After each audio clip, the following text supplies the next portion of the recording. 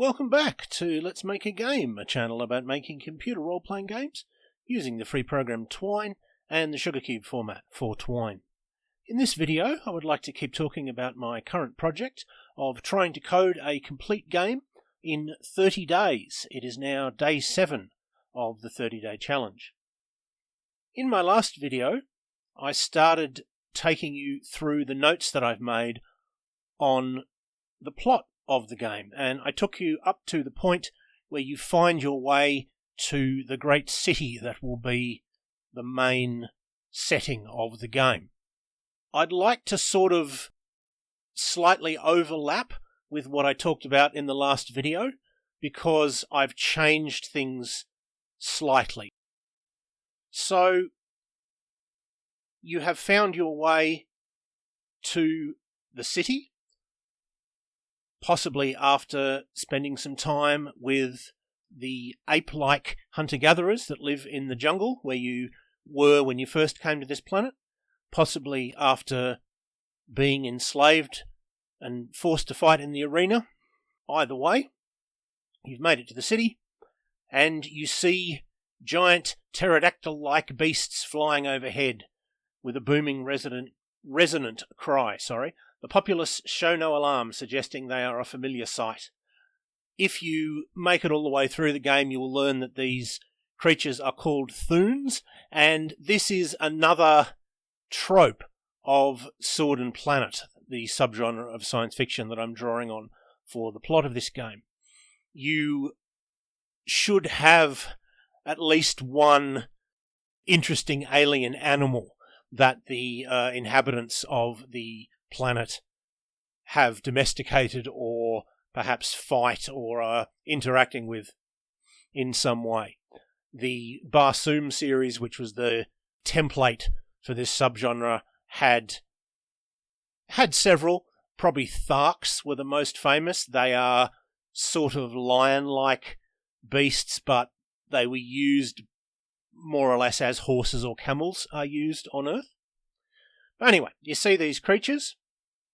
You realise that the city is sort of a dangerous, unpleasant place.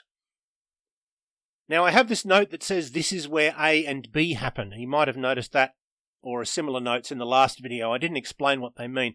Those are references to the special advantages and disadvantages that the different characters you can choose have. So A and B means you're experienced in surviving on the streets.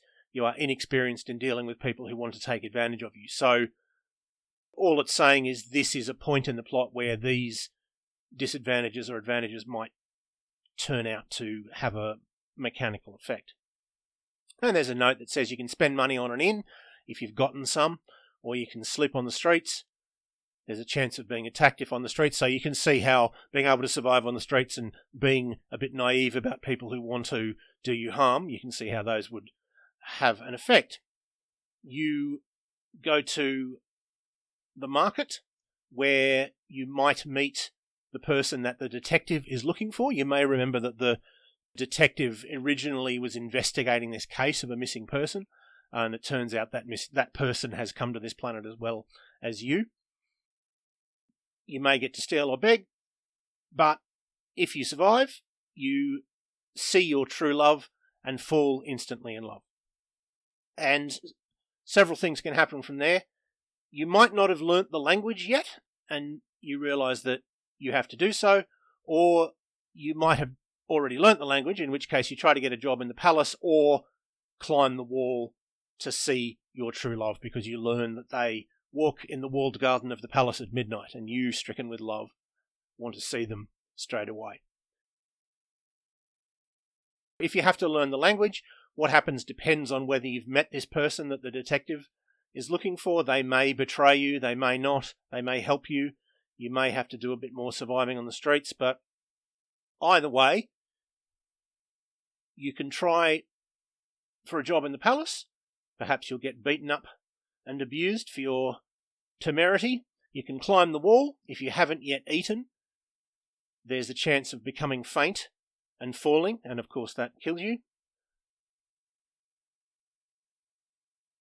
But you may end up having a job in the palace, if you're lucky. And it looks like we are running out of time again, so it looks like I'm going to have to spend a third video on explaining the plot. So I will take it up again in the next video. I will leave it there for now. I hope that was useful or interesting to at least some of you, and I hope you will tune in next time.